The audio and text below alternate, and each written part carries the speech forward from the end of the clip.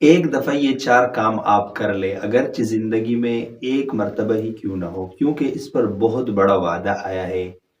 مسلم شریف کی روایت ہے، آپ صلی اللہ علیہ وسلم کا فرمان ہے، مجتمعن فی امرئن الا دخل الجنہ، کہ یہ چار کام جس آدمی نے بھی کر لیے تو وہ جنت میں داخل ہوگا۔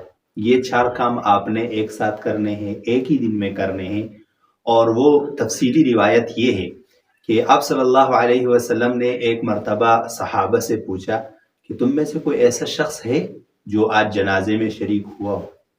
تو ابو بکر صدیق رضی اللہ عنہ نے کہا، اے اللہ کے رسول میں شریک ہوا ہوں۔ پھر آپ نے فرمایا کہ کوئی ایسا شخص ہے جس نے آج روزہ رکھا ہو؟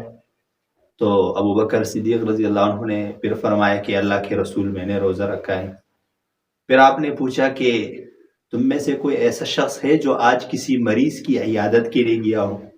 تو ابو بکر صدیق رضی اللہ عنہ نے فرمایا، اے اللہ کے رسول میں گیا ہوں۔ پھر آپ نے فرمایا کہ کوئی ایسا شخص ہے کہ جس نے آج کسی مسکین کو کھانا کھلایا ہو؟ تو ابو بکر صدیق رضی اللہ عنہ نے کہا، اے اللہ کے رسول میں نے کھلایا ہے۔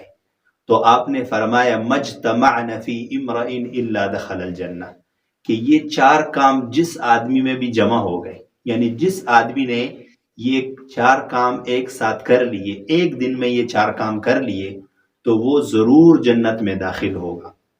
روزہ رکھا، جنازے میں شریک ہوا، کسی مریض کی عیادت کی، کسی مسکین کو کھانا کھلایا۔ تو آپ بھی کوشش کریں کہ اگرچہ زندگی میں ایک مرتبہ ہی کیوں نہ ہو، یہ چار کام ایک ساتھ کر لے، انشاءاللہ یہ جو وعدہ آپ نے فرمایا ہے یہ آپ کو بھی نصیب ہوگا۔